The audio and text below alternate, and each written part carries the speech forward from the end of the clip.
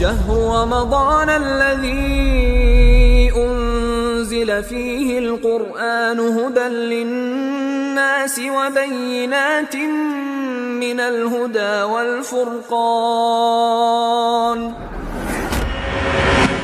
رمضان مبارك. السلام عليكم ورحمة الله وبركاته. إن الحمد لله نحمده ونستعينه ونستغفره ونستهديه ونعوذ بالله من شرور أنفسنا ومن سيئات أعمالنا. من يهده الله فهو المهتد ومن يضلل فلن تجد له وليا مرشدا. أشهد أن لا إله إلا الله وحده لا شريك له وأشهد أن محمدا عبده ورسوله بلغ الرسالة وأدى الأمانة ونصح الأمة وتركها على محجة البيضاء ليلها كنهارها لا يزيغ عنها إلا هالك.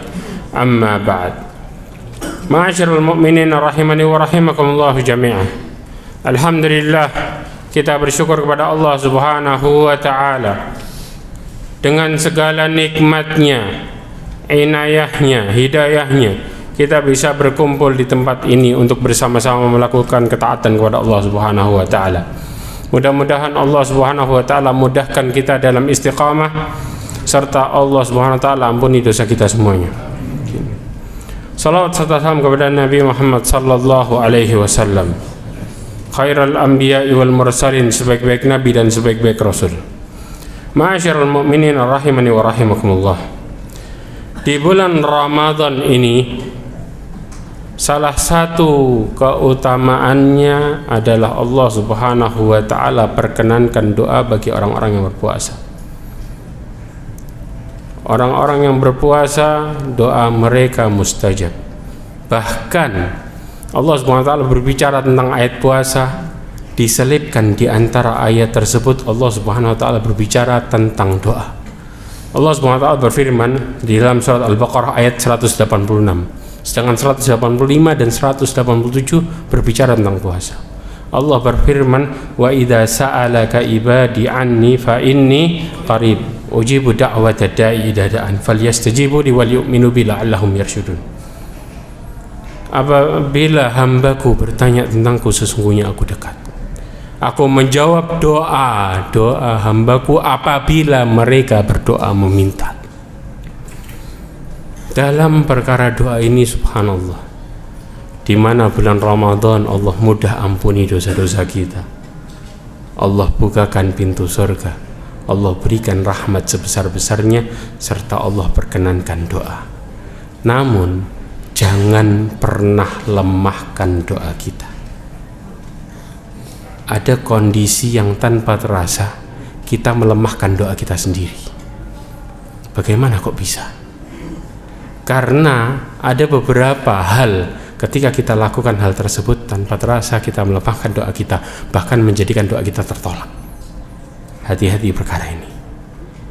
Ada beberapa. Yang pertama yang kita harus pahami adalah berusahalah untuk berbaik sangka kepada Allah Subhanahu wa taala dalam berdoa. Karena ketika kita mulai berburuk sangka, maka doa tersebut akan menjadi buruk juga. Kenapa di dalam Al-Quran disebutkan ana inda dhanni abdi bi, aku tergantung prasangka hambaku.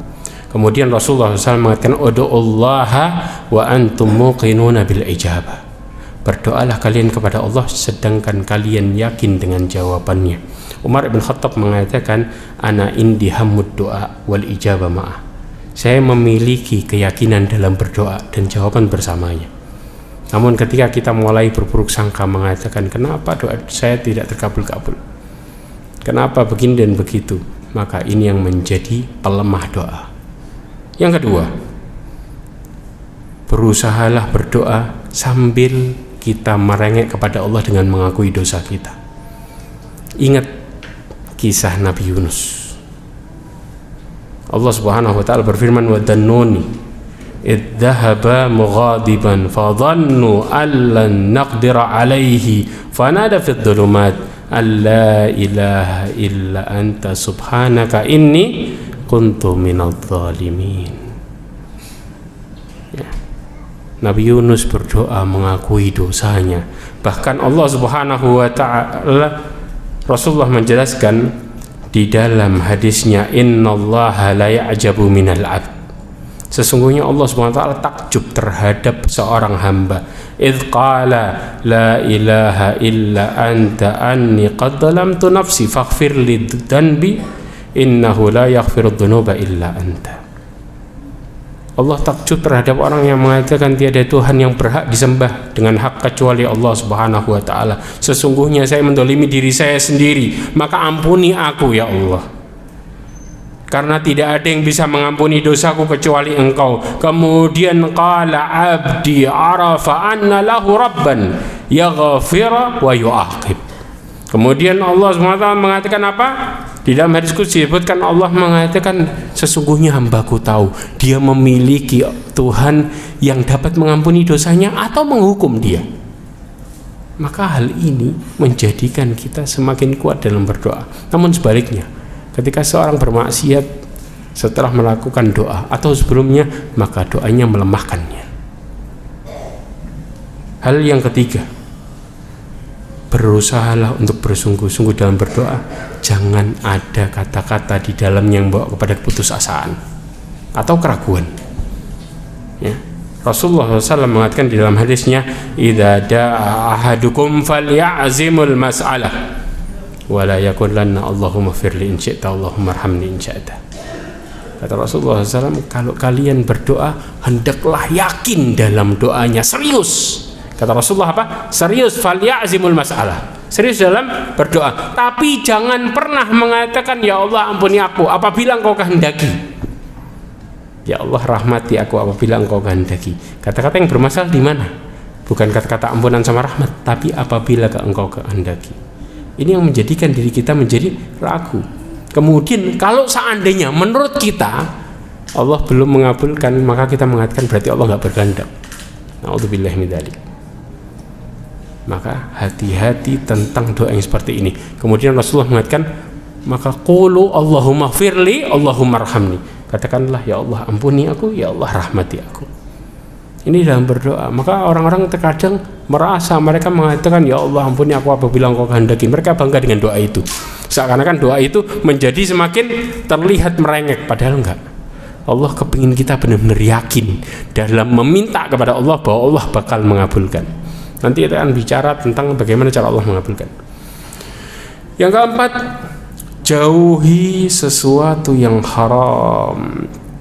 Sesuatu yang haram ini menjauhkan kita dari petunjuk Allah SWT, menghalangi kita dari doa, dan Allah mengharuskan pelakunya untuk masuk ke dalam neraka. Na'udzubillahi min dzalik. Rasulullah mengatakan dalam hadisnya, kullu lahmin nabata min suhtin fan-naru aula bi. Setiap daging yang tumbuh dari sesuatu yang haram, maka neraka lebih pantas baginya. Kemudian Rasulullah SAW mengatakan dalam hadisnya yang diriwayatkan oleh Muslim, ayyuhan nas, innallaha thayyibun la yaqbalu illa thayyiba. Sesungguhnya Allah itu maha baik dan Allah tidak menerima kecuali yang baik-baik aja. Innallaha amaral mu'minina bima amara bihil mursalin. Sesungguhnya Allah memerintahkan orang-orang mukmin sebagaimana Allah memerintahkan para rasulnya. Kemudian Rasulullah membacakan ayat, ya ayyuhar rusulu qulu min thayyibati wa'malu salihan inni bima ta'maluna alim. Allah mengatakan, wahai para rasul, makanlah dari yang baik-baik dan beramallah saleh. Sesungguhnya Allah Subhanahu wa taala terhadap apa yang kalian lakukan maha mengetahui. Kemudian Rasulullah membacakan ayat tentang orang mukmin. Ya ayyuhalladzina amanu qulu min thayyibati ma razaqnakum.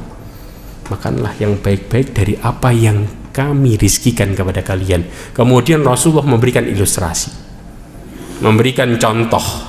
Kata Rasulullah, "Tsumma dzakara ar-rajul yutilus safar as'atha aghbara yamuddu yadayhi ilas sama." Kemudian Rasulullah mengatakan ada seorang yang sedang melakukan perjalanan yang panjang. Ini ceritanya perjalanan di padang pasir. Kemudian dia as'atha aghbara yamuddu yadayhi ilas sama.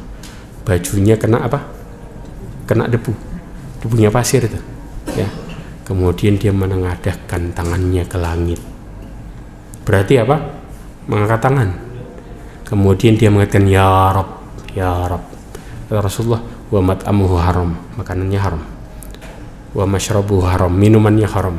Wa malbasuhu haram, pakaiannya haram. Wa ghudhiya bil haram, badannya diliputi dengan sesuatu yang haram. Rasulullah mengatakan fa anna yustajabu lidzalik. Bagaimana Allah bakal mengampuni, bakal menjawab doanya? Maka jelas sesuatu yang haram yang dimakan oleh seseorang menjadikan doanya tertolak secara mutlak. Padahal di dalamnya ada dua alasan besar Allah mengabulkan doa. Yang pertama kondisi musafir. Rasulullah SAW mengatakan di dalam hadis yang diriwayatkan oleh Tirmidzi dan Imam Ahmad, "Thalathun da'wat mustajabatun la syakka fihin." Kata Rasulullah, 3 perkara, 3 kondisi hal yang seseorang bakal doanya mustajab, tidak diragukan lagi, kata Rasulullah.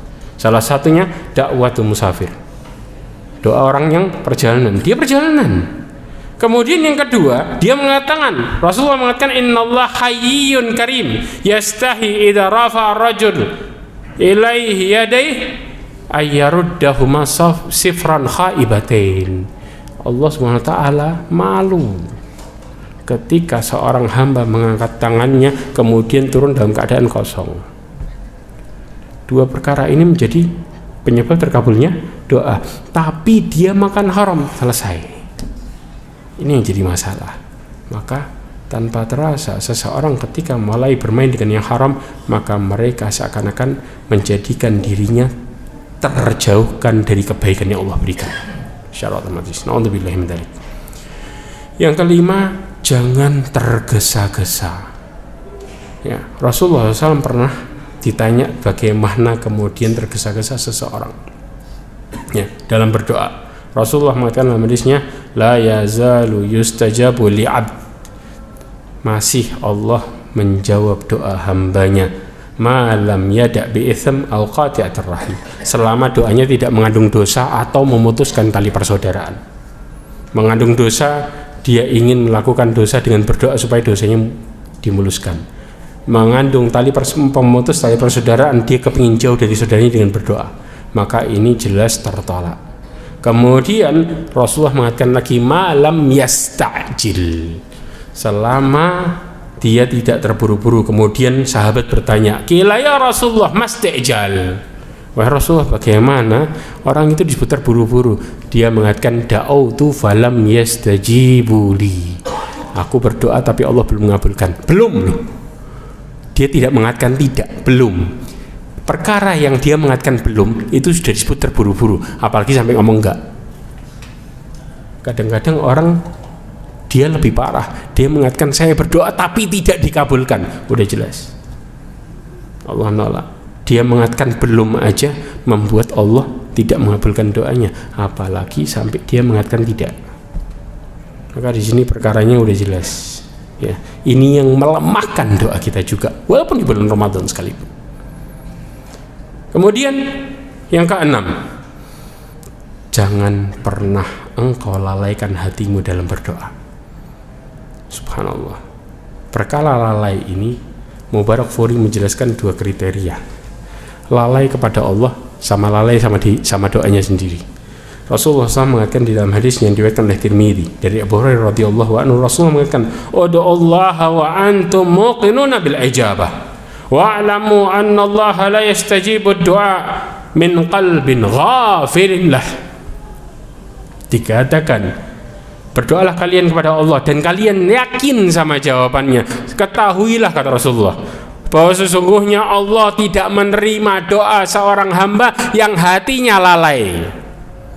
Maksudnya lalai gimana? Mubarakfuri mengatakan di dalam kitab Ma'rifatul Mafatih, dikatakan hati yang lalai adalah hati yang berpaling dari Allah, satu.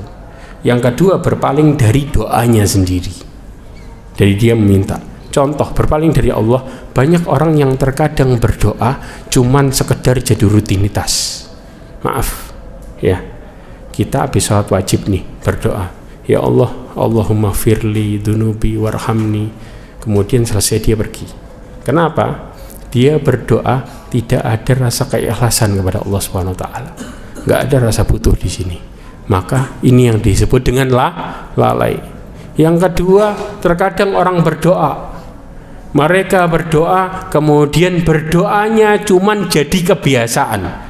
Contoh, Rabbana atina fid dunya hasanah wa fil akhirati hasanah wa qina adzabannar. Mulutnya gerak, tapi hatinya kemana? Ini sudah pasti ketolak. Kenapa? Karena ketika seseorang berdoa, antara mulut dengan hati harus jalan.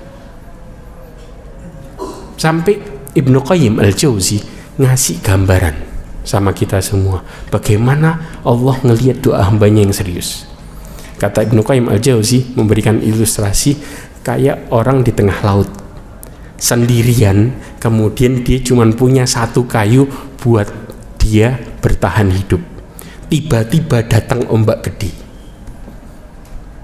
Apakah kira-kira dia berdoa mengatakan, ya Allah selamatkan aku sambil santai? Apakah itu yang terjadi? Jawabannya enggak. Dia akan mengatakan, ya Allah selamatkan aku, tolong aku. Dia akan berkata bolak-balik sama Allah dan merintih dan merengek. Itu yang disebut dengan ilhah. Ini yang Allah terima doa seorang hamba. Kenapa? Karena dia benar-benar butuh kepada Allah dan yakin cuman Allah yang bisa nyelamatin dia. Selesai. Ini enggak. Kita kadang-kadang meminta, kemudian melihat doa kita seakan-akan ada hal lain yang bisa menjadi penyelamat kita, yaitu apa? Kita punya harta dan lain sebagainya. Artinya doanya cuma sebagai rutinitas dan pengukur kewajiban. Naudzubillahi min dzalik. Ini yang disebut mereka yang lalai. Tanpa terasa kita melakukan itu. Dan yang terakhir adalah jangan pernah hancurkan dirimu dengan doamu. Maksudnya apa? Nah, Rasulullah SAW mengatakan di dalam hadisnya, na'udzubillah min dzalik, hati-hati masalah ini. Kata Rasulullah SAW, la tad'u ala anfusikum wa la tad'u ala auladikum wa la tad'u ala amwalikum, la tuwafiqu minallahi sa'atan yus'alu fiha ata'an yastajibu lakum. Kata Rasulullah, jangan kalian mendoakan atas diri kalian. Maksudnya doa yang jelek. Jangan kalian mendoakan keluarga kalian yang jelek, dan jangan kalian mendoakan harta kalian yang jelek. Jangan sampai doa itu bertepatan tepat dengan Allah mengabulkan waktu doa. Waktunya mustajab, perkataan kita jelek, Allah kabulin, selesai kita. Terjadi enggak? Banyak. Berapa banyak kita? Berapa banyak kita, ya? Kita kemudian lagi marah dengan keluarga kita, atau kemudian kita kesal sama diri kita sendiri, tiba-tiba mengumpat dan mengatakan sesuatu, tiba-tiba itu waktu mustajab doa. Ketika Allah kabulkan, apa yang terjadi? Apakah setiap orang akan menginginkan hal itu? Jawabannya tidak. Bagaimana orang bisa mendoakan keluarganya jelek? Berapa banyak orang-orang yang emosi kemudian mengatakan sesuatu kepada anaknya, tiba-tiba Allah mengabulkan perkara itu. Saya kasih contoh, ada sebuah kisah. Saya pernah kisahkan kayaknya. Seorang namanya Abdullah bin Ni'mah. Dia sekarang tinggal di Madinah. Ya. Kisahnya ada di YouTube. Silahkan ketik Abdullah bin Ni'mah, akan keluar itu. Di mana pada waktu SMP, ya, dia pulang sekolah terlambat, malam pulangnya. Yang kedua kasusnya dalam posisi dia habis ngerokok. Anak SMP ngerokok, kira-kira orang tuanya gimana? Capek, kesel. Begitu pulang, orang tuanya sudah dia terlambat, pulangnya malam, kemudian bau rokok lagi. Kata orang tuanya, bapaknya, wahai Abdullah, engkau ngerokok ya? Kata dia, tidak. Jangan bohong, ngerokok ya? Tidak. Jangan bohong, wallahi enggak ngerokok. Maka kemudian orang tuanya kesel luar biasa. Bapaknya mengatakan, kalau engkau berbohong, saya doakan lehermu patah. Orang tua kadang-kadang emosi, tapi sesaat. Kira-kira kalau mau kejadian beneran, orang tuanya mau nggak? Jawabannya enggak. Tapi namanya emosi, makanya subhanallah, al-ghadab awalul junun. Orang yang emosi itu pertamanya gila, dia lepas akalnya. Maka subhanallah, Abdullah ini tidur, kemudian paginya dibangunin, Dia bangun bukan buat sholat subuh, bangun siap-siap bukan kemudian kepingin berangkat sekolah cepet-cepet, tapi mau nongkrong sama temennya bolos. Maka dia pun nongkrong di Jeddah, di pinggir pantai ada kolam renang.